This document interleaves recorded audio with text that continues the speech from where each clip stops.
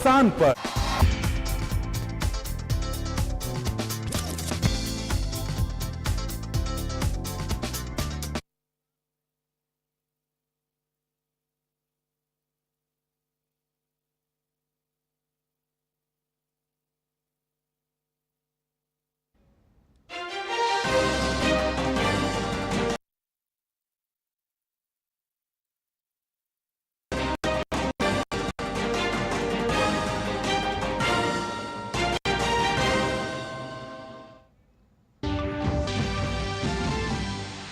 इक्तिसादी सर्वे 2023-24 parliament के दोनों ऐवानों में किया गया पेश। माली साल 2024 में भारत की असल जीडीपी में 8.2% का हुआ इजाफा।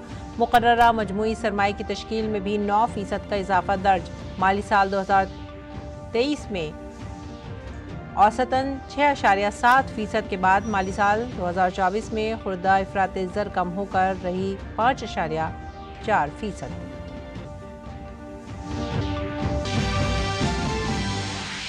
इक्तिसादी सर्वे 2024 पर चीफ इक्तिसादी मुशीर वी अनंता नागेश्वरन ने कहा, मजबूत रास्ते और एक मुस्तहकम हालत में है भारतीय मईशत। निजी सरमाए के अखराजात में हुआ इजाफा। सर्विस सेक्टर की बरामदात में भी मुसलसल इजाफा। ज़राअत और सनअती शोबे में भी बेहतर कारकर्दगी की उम्मीद।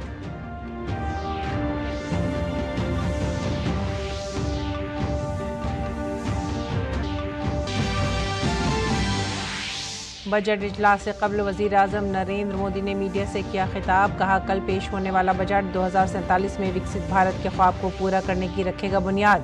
मनफी सियासत पर अपोजिशन पर भी बरसे पीएम। सियासी जमातों से किया आइंदा मुल्क के लिए मिलकर लड़ने की अपील।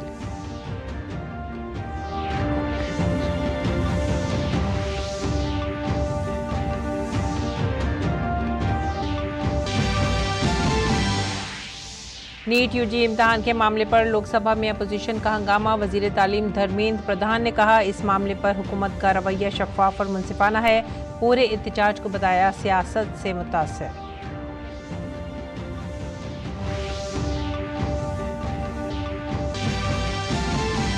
सुप्रीम कोर्ट ने उत्तर प्रदेश, उत्तराखंड और मध्य प्रदेश हुकूमत के कांवड़ यात्रा के दौरान दुकानों पर नाम की तख्तियां लगाने के हुक्म पर लगाई अबूरी रोक। उत्तर प्रदेश, उत्तराखंड और मध्य प्रदेश को भी जारी किया नोटिस। कहा, दुकान के मालिक या स्टाफ को नाम जाहिर करने के लिए नहीं किया जा सकता मजबूर।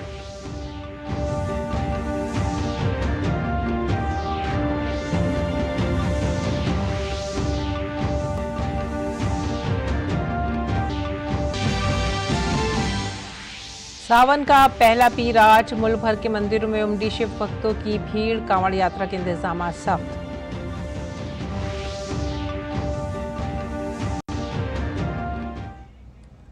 आदाब नाजरीन, उर्दू खबरों में आप सभी का खैर मकदम है। नजर डालते हैं इस वक्त की खास खबरों पर। मरकजी वजीर खजाना निर्मला सीतारमन ने आज पार्लियामेंट में इक्तिसादी सर्वे 2024 पेश किया। ये सर्वे भारत की इक्तिसादी कारकर्दगी का एक जामी तज्जिया फराहम करता है, जिसमें जीडीपी, इफरात ज़र और रोजगार के मौक़े शामिल हैं। वजीर ख़ारजा कल बजट पेश करेंगी। Sir, with your permission, I rise to lay on the table a copy each of the following papers, both in Hindi and English versions. Economic Survey 23-24, Economic Survey 23-24 Statistical Appendix.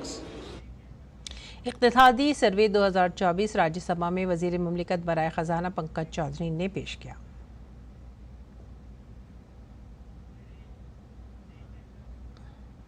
इक्तिसादी सर्वे 2023-24 आज लोकसभा और राज्यसभा में पेश किया गया। जानकारी देते हुए मुल्क के चीफ इकनॉमिक एडवाइजरी अनंता नागेश्वरन ने कहा कि मुल्क में इफरात ज़र पूरी तरह से काबू में है। Inflationary pressures under control. In the previous 3 years, the deviation of inflation from the target of 4% is the lowest in India, and the headline inflation rate is coming well within the band and should come to below 5% in the current financial year. And of course, you all know that the core inflation is running well below 4%. Both a slew of administrative measures and monetary policy combined to make sure that inflation never got out of hand. And compared to many other nations, the fact that we had a very small deviation from our target was facilitated by the proactive both fiscal and non-fiscal administrative measures and monetary policy measures taken. Chief economic adviser V Anantha Nageswaran ने कहा कि मुल्क की मईशत तेजी से आगे बढ़ रही है। उन्होंने कहा कि गुज़िश्ता 3 बरस में मुल्क की औसत शरह नमू तकरीबन 8% रही है। There is momentum in the economy. In fact, we are now 1 quarter in the new financial year, and even high frequency indicators are telling us that the economy is carrying on the momentum that we have seen until the end of March 2024, when we grew at 8.2%. So the average growth rate in the last 3 years up to March 24 has been around 8%, and as we write in the survey, real GDP is 20% above the pre-pandemic levels. And the growth has been contributed to by a steady maintenance of the share of private consumption. Capital formation is beginning to recover as we would expect post-COVID and post-balance sheet repair, and exports are doing quite well under the circumstances as well. और we अनंता नागेश्वरन ने कहा है कि मुल्क में सनती तरक्की की शरह 9% है और PLI स्कीम के जरिए 1.28 लाख करोड़ रुपए की बड़ी सरमायाकारी की गई है, जिससे 8.5 लाख से ज्यादा मुलाजमतें पैदा हुई हैं। Industrial production, you can see a broad-based acceleration in all possible areas for the FY24, 9.5%, recovering very smartly from the overall growth of 2.1 in FY23. And the PLI schemes so far have garnered 1.28 lakh crores of investment, exports boosted by 4 lakh crores, employment generation of over 8.5 lakhs. So in that sense, the PLI schemes is actually gathering momentum, and the results are evident in several product areas such as electronics, pharma, etc. The PLI scheme is beginning to deliver very handsomely on key areas. भारतीय मईशत में शरह तरक्की मौजूदा माली साल में भी जारी रहेगी। पार्लियामेंट में पेश किए गए इक़्तिसादी सर्वे के मुताबिक 2024 में मईशत की रफ्तार अच्छी रहेगी। काबिल ज़िक्र है कि माली साल 2024 में भारत की हकीकी GDP में 8.2% इजाफा हुआ है, जो माली साल 2024 की 4 में से 3 सहमाहियों में 8% से ज़्यादा था। हुकूमत की जानिब से सरमाए के अखराजात पर जोर और निजी सरमायाकारी में मुसलसल रफ्तार ने इफरात ज़र को फ़रोग़ दिया है। 2023-24 में हकीकी मायनों में मजमूई मुक़र्ररा सरमाए में 9% इजाफा हुआ है। मुस्तक़बिल में बेहतर कॉर्पोरेट और बैंक बैलेंस शीट्स निजी सरमायाकारी को मज़ीद फ़रोग़ देंगे। रिहायशी रियल इस्टेट मार्केट में मुस्बत रुझानात से जाहिर होता है कि घरेलू शोबे में सरमाए में नुमाया इजाफा हो रहा है। आलमी बहरान, सप्लाई चेन में खलल और मानसून की गैर यकीनी सूरत हाल से पैदा होने वाले इफरात ज़र के दबाव को इंतज़ामी और मालियाती पॉलिसी के रद्दमल के जरिए मौसर तरीके से मुनज़्ज़म किया गया है। नतीजे के तौर पर खुर्दा इफरात ज़र माली साल 23 में औसतन 6.7% रहने के बाद माली साल 24 में 5.4% तक गिर गया। वसी पैमाने पर अवामी सरमायाकारी के बावजूद हुकूमत का माली तवाज़न बतदरीज बेहतर हुआ है। तरीक़ाकार में इस्लाहात, अखराजात पर कंट्रोल और टैक्स की तामील के फ़वाइद, जो कि डिजिटलाइजेशन में इजाफे के ज़रिए कारफरमा है, भारत को इस सही तवाज़ुन को हासिल करने में मदद मिली है। अशिया की आलमी मांग में कमी की वजह से बैरूनी तवाज़ुन दबाव में है, लेकिन मजबूत खदमात की बरामदाद ने बड़ी हद तक इसको मुकम्मल किया है। माली साल 2025 में मुसलसल मजबूत तरक्की के इम्कानात काफ़ी अच्छे लग रहे हैं। और आगे बढ़ेंगे अगली खबर की तरफ। लोक तालीम ने कहा कि पेपर लीक होने का कोई सबूत नहीं मिला है। There is no evidence of paper leak in last 7 years and any numbers. So there are incidents already. This case right now, Speaker sir, this case is going in front of Honorable Supreme Court. All the things has come out. Every question has put in front of Supreme Court. Honorable CJI is personally presiding over that bench, and with full responsibility I can say, in last, after NTA, more than 240 examination has been conducted, more than 5 crore students has been applied, and more than 4.5 crore students successfully participated in the examination. These are the all fact and records. मरकजी वज़ीर तालीम धर्मेंद्र प्रधान ने कौमी इम्तहानी agency में बुनियादी तब्दीलियों से मुतालिक सवाल का जवाब देते हुए कहा कि कांग्रेस हुकूमत ने 2010 में अपना बिल पेश किया था, लेकिन आज सियासी वजूहात की वजह से उसकी मुखालफत की जा रही है। First time in the 2010 this decision has been taken. Recently, the new agency, National Testing Authority, has been assigned to conduct this examination. This is a continuous process. From the 2010 onward, this debate is on. Those who have decided to conduct that examination in those days, today, due to political reason, they are putting fingers. Today, there is categorical answer from government. Due to Supreme Court's guidance and the instruction, single examination, All India Pattern Examination is very successfully on.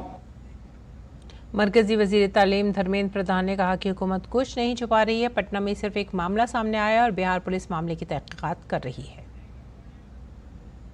Regarding anomalies and some information of malpractices, yes, Speaker sir, in the out of 4,700 centers, only due to proactive approach of Bihar police, only in one place in Patna and surrounding points, there is an incident of anomaly. Central Bureau of Investigation is getting into the details. Some action has been taken. Nothing is when hiding, nothing. Everything is on record. Only singularly one incident is there. That is in around of Patna, and Bihar police and CBI are proactively taking action on that. और लोकसभा में कायदे हिज़्ब इख्तिलाफ राहुल गांधी ने मुल्क के इम्तहानी निज़ाम पर सवाल उठाए तो वज़ीर तालीम ने इसे बदकिस्मती करार दिया। उन्होंने कहा कि पूरे निज़ाम पर सवाल उठाना गलत है। चिल्लाने से सच झूठ नहीं हो जाएगा साहब।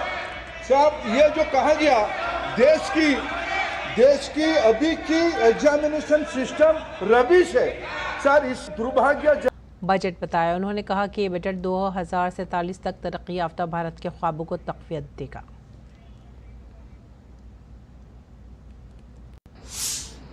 ये बजट अमृतकाल का एक महत्वपूर्ण बजट है। हमें 5 साल का जो अवसर मिला है, आज का बजट हमारे उन 5 साल के कार्य की दिशा भी तय करेगा। और ये बजट 2047 जब आजादी के 100 साल होंगे, तब विकसित भारत का जो हमारा सपना है, उस सपने को पूरा करने की मजबूत नींव वाला बजट लेकर के हम कल देश के सामने आएंगे। हर देशवासी के लिए भारत बड़ी इकोनॉमी वाले देशों में सबसे तेज गति से आगे बढ़ने वाला देश है। गत 3 वर्षों में लगातार 8% ग्रोथ के साथ 8% ग्रोथ के साथ हम आगे बढ़ रहे हैं, हम ग्रो कर रहे हैं। आज भारत में पॉजिटिव आउटलुक, इन्वेस्टमेंट और परफॉर्मेंस एक प्रकार से अपॉर्चुनिटीज की पीक पर है। ये अपने आप में भारत की विकास यात्रा का एक अहम पड़ाव है। वज़ीर आज़म नरेंद्र मोदी ने अपोजिशन के मनफी रवैये को निशाना बनाया। उन्होंने कहा कि हुकूमत की आवाज़ को दबाने की एक गैर जमहूरी कोशिश की गई है, जिसे 140 करोड़ हमवतनों ने अक्सरियत से खिदमत करने का हुक्म दिया था।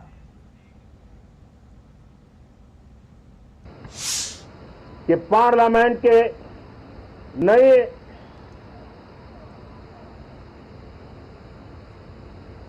संसद गठन होने के बाद जो पहला सत्र था, 140 करोड़ देशवासियों ने बहुमत के साथ जिस सरकार को सेवा करने का हुक्म किया है देशवासियों ने, उसकी आवाज को कुचलने का और लोकतांत्रिक प्रयास हुआ।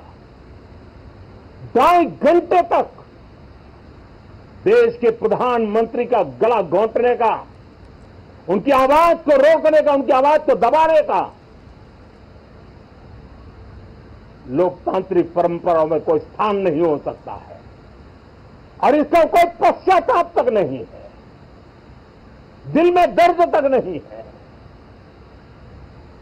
मैं आज आग्रहपूर्वक कहना चाहता हूं, देशवासियों ने हमें यहां देश के लिए भेजा है, दल के लिए नहीं भेजा है। ये सदन दल के लिए नहीं, ये सदन देश के लिए है। ये सदन संसदों तक की सीमा तक नहीं है, 140 करोड़ देशवासियों की एक विराट सीमा के लिए है। हमारे सभी माननीय सांसद पूरी तैयारी के साथ, कितने ही विरुद्ध विचार होंगे, विरुद्ध विचार बुरे नहीं होते हैं, नकारात्मक विचार बुरे होते हैं। जहां सोचने की सीमाएं समाप्त हो जाती है, देश को नकारात्मकता की जरूरत नहीं है। देश को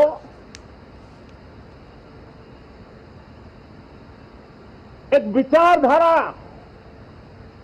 प्रगति की विचारधारा, विकास की विचारधारा, देश को नई ऊंचाइयों पर ले जाने वाली विचारधारा से हमें आगे बढ़ाना होगा। और सुप्रीम कोर्ट ने उत्तर प्रदेश, उत्तराखंड और मध्य प्रदेश में कांवड़ यात्रा के दौरान खाने पीने की दुकानों पर मालिकान के नाम लिखने के मामले पर दोनों रियासतों को नोटिस जारी किया है। इसके अलावा अदालत ने रियासती हुकूमतों की हिदायत पर भी अबूरी रोक लगा दी है। सुप्रीम कोर्ट का कहना है कि दुकान के मालिक या अमले का नाम जाहिर करने पर मजबूर नहीं किया जा सकता। मध्य प्रदेश के धार में वाक़ तारक़ी भोजशाला मामले की समाअत आज मध्य प्रदेश हाई कोर्ट की इंदौर बेंच के सामने आगे बढ़ गई है। हाई कोर्ट ने कहा है कि मामला सुप्रीम कोर्ट में ज़ेर इल्तवा है। दरअसल सुप्रीम कोर्ट में 30 तारीख को केस की समाअत हो सकती है। सर्वे रिपोर्ट पर अमल दरामद पर रोक लगा दी गई है। मुस्लिम फरीक के वकील सलमान खुर्शीद ने अदालत से मुतालबा किया कि चूंकि रिपोर्ट बड़ी है इसलिए इसे 4 हफ्ते का वक्त दिया जाए, जिस पर हाई कोर्ट ने कहा था कि सुप्रीम कोर्ट के हुक्म इम्तनाई के बाद कार्रवाई की जाएगी। काबिल जिक्र है कि भोजशाला कॉम्प्लेक्स में 98 दिन के सर्वे के बाद आर्कियोलॉजिकल सर्वे ऑफ इंडिया ने 15 जुलाई को हाई कोर्ट में बंद लिफाफे में ASI को रिपोर्ट पेश की थी। मुल्क की तरक्की में राष्ट्रीय स्वयंसेवक संघ के ताउन पर उन्होंने कहा कि ये तंजीम गुज़िश्ता 99 सालों से मुसलसल मुल्क की तामीर नौ और समाज की खिदमत में मसरूफ़ है। RSS के all India promotion chief Sunil Ambekar ने कहा है कि RSS को इस काम और ताउन के लिए वक्तन फवक्तन सराहा जाता रहा है। राष्ट्र की सुरक्षा, एकता, अखंडता एवं प्राकृतिक आपदा के जितने भी समय आता है, उस समय समाज को साथ में लेकर संघ के कार्यकर्ता लगातार अपना योगदान देते हैं। ऐसे कार्यों को समाज के विभिन्न प्रकार के नेतृत्व ने समय समय पर संघ के इस कार्य की प्रशंसा भी की है, परंतु अपने राजनीतिक स्वार्थों के चलते तत्कालीन सरकार द्वारा शासकीय कर्मचारियों को संघ जैसे रचनात्मक कार्य करने वाले संगठन के गतिविधियों में भाग लेने के लिए पाबंदी लगाई गई थी। शासन ने, वर्तमान के शासन ने आज उस पाबंदी को जो हटाया है, ये निर्णय समुचित है और भारत की लोकतांत्रिक व्यवस्था को ये निर्णय पुष्ट करेगा। लखनऊ दिल्ली हाईवे पर आज सुबह एक बड़ा हादसा पेश आया है। नेशनल हाईवे 24 रामपुर मिल्क में 2 बसों के दरमियान हो गए हैं। जिले के एसपी और डीएम समेत कई आला हुक्काम मौके पर पहुंच गए। जानकारी के मुताबिक प्राइवेट बस वॉल्वो गलत साइड से आ रही थी कि डायवर्जन की वजह से हादसा पेश आ गया। जख्मियों को कम्युनिटी अस्पताल में दाखिल कराया गया है। समय था लगभग 4 बजे का, जिसमें एक यूपी रोडवेज की जो जनरल बस होती है उसका और एक प्राइवेट बस थी, उसके बीच में एक्सीडेंट हुआ है NH 24 पर तहसील मिलक में। उसमें लगभग 49 लोग घायल हुए हैं, 3 कैजुअल्टी हुई हैं और अभी यहाँ CSC मिलक में लगभग सबको भर्ती कराया गया था। उसके बाद 9 लोगों को डिस्ट्रिक्ट हॉस्पिटल में भर्ती कराया गया है और सभी का इलाज सुचारू रूप से चालू है। सभी के डिटेल्स हैं वो नोट किए जा रहे हैं। इसमें लगभग 3 कैजुअल्टी हुई हैं, संभवतः एक ड्राइवर है जन्नत बस का और बाकी 2 और कैजुअल्टी है। केदारनाथ में दर्शन के लिए आने वाले अकीदतमंदों के लिए यहाँ आने और बाबा के दर्शन का तजुर्बा इंतहाई गहरा है। जितना कि वो यहाँ का मौसम पसंद कर रहे हैं, उसके साथ ही वो अकीदतमंद इंतज़ामिया की जानिब से यात्रा के लिए की गई तैयारियों की भी तारीफ़ कर रहे हैं। मैं दिल्ली से आई हूँ और यहाँ पे आके इधर का वेदर मुझे बहुत अच्छा लग रहा है। यहाँ की व्यवस्था जिस तरीके से कर रखी है बारिश में लोगों के लिए, वो बहुत अच्छी व्यवस्था कर रखी है। प्रॉपर लाइन से आ रहे हैं लोग और अंदर भी बहुत अच्छे से दर्शन हो रहे हैं। आज सोमवार है, पहला सावन है, बहुत अच्छा लग रहा है। इतना आनंद में है, बहुत ज़्यादा आनंद में है। मन एकदम बहुत खुश है, बहुत अच्छी व्यवस्था है, दर्शन बहुत अच्छे से बहुत अच्छे हुए हैं, बहुत आनंद आ रहा है। सारी बहुत व्यवस्था अच्छी है, पंडित जी अच्छे हैं, महाराज जी अच्छे हैं, सब बहुत प्यार से दर्शन कराते हैं और यहाँ व्यवस्था तो बहुत अच्छी कर रखी है प्रशासन। बहुत अच्छा लग रहा है, बाबा के दरबार में आज श्रावण के महीने के पहली पीर को अयोध्या में भी अकीदतमंदों की एक बड़ी भीड़ जमा हुई है। भगवान रामलल्ला की प्रतिष्ठा के बाद ये पहला श्रावण महीना है। आधी रात से ही अयोध्या पहुंचने वाले अकीदतमंद डुबोलिया कनक भवन में सरयू समेत हनुमानगढ़ी और राम जन्मभूमि मंदिर समेत तमाम बड़े मंदिरों में पूजा करते हैं। यहाँ के मशहूर शिव मंदिरों में से भोले शंकर के मंदिर, नागेश्वरनाथ और केशवरनाथ में शिव अकीदतमंदों की बड़ी भारी भीड़ है, जहां अकीदतमंद शिव के नारों के दरमियान जलाभिषेक कर रहे हैं। इसी दौरान अयोध्या की सड़कों पर भी कांवड़ियों के बोल बम, डाक बम और हर हर महादेव के नारे सुनाई दे रहे हैं। इंतजामिया ने सिक्योरिटी के सख्त इंतजामात किए और हसास मकामात पर खुसूसी चौकसी बरती जा रही है। सावन का पहला सोमवार है। आज 2 बजे से पब्लिक की भीड़ यहाँ चल रही है। 2 बजे से स्नान शुरू हो गया और सब स्नान करके सारे दर्शनार्थी भोले बाबा नागेश्वर नाथ का जलाभिषेक कर रहे हैं। इस सावन महीना भोले बाबा शंकर जी को बहुत प्रिय महीना है और अति प्रिय दिन सोमवार भी है। ये लिए सब भक्तगण सरयू में स्नान करके और भोले बाबा नागेश्वर नाथ का जलाभिषेक कर रहे हैं अयोध्या में। बहुत बढ़िया व्यवस्था है, भोलेनाथ का कृपा से हम लोग को दर्शन बहुत बढ़िया हो गया है। कोई दिक्कत, कोई परेशानी नहीं हुई है। बहुत अच्छा दर्शन होगा और मैं उम्मीद करती हूँ जितने यात्री आए हुए हैं सबका बहुत अच्छे से दर्शन हो रहा है। व्यवस्थाएं भी बहुत अच्छी हुई हैं और पहले ऐसे नहीं थी, लेकिन जितनी इतनी व्यवस्था अब है उतनी व्यवस्था पहले नहीं थी। चित्रकूट में सावन के महीने के पहले वीर को लाखों शिव भक्त रामघाट में वाक़े मातंग जयेंद्रनाथ शिव मंदिर में जलाभिषेक और पूजा कर रहे हैं। कदीम तहरीरों में बताया गया है कि कायनात की तख्लीक से पहले भगवान ब्रह्मा ने यहाँ एक यज्ञ किया था और भगवान श्री राम ने अपनी जिलावतनी के दौरान भी यहाँ शिवलिंग कायम करके पूजा की थी। इस मंदिर की खास बात यह है कि 4 शिवलिंग यहाँ पर नस्ब है, जो मजहब, काम और निजात की अलामत माने जाते हैं। जो कठिन समय है उसको भी नष्ट करने वाले हैं भोलेनाथ भगवान शिव। भोलेनाथ शिव जो हैं वो भक्तों के प्रति सदैव उदार चित्त रहते हैं। उनका षोडशोपचार पूजन करना चाहिए, जबकि वह ऐसे देवता हैं कि जल मात्र से ही वो प्रसन्न हो जाते हैं। ये चित्रकूट के अधिपति महाराजा धीराज श्रीमद गजेंद्रनाथ सरकार का मंदिर है। यहाँ पर एक वेदी में 4 शिवलिंग विराजित हैं जो अलग अलग देवताओं के द्वारा स्थापित है। यहाँ पर के पूजा करने वाले जीव को जीव की सभी कामनाएं पूरी करते हैं। 4 शिवलिंग क्रमशः धर्म, अर्थ, काम और मोक्ष के प्रतीक हैं। जो जीव जैसी भावना लेकर के इनकी शरण में आता है, भगवान उनकी कामना पूरी करते हैं।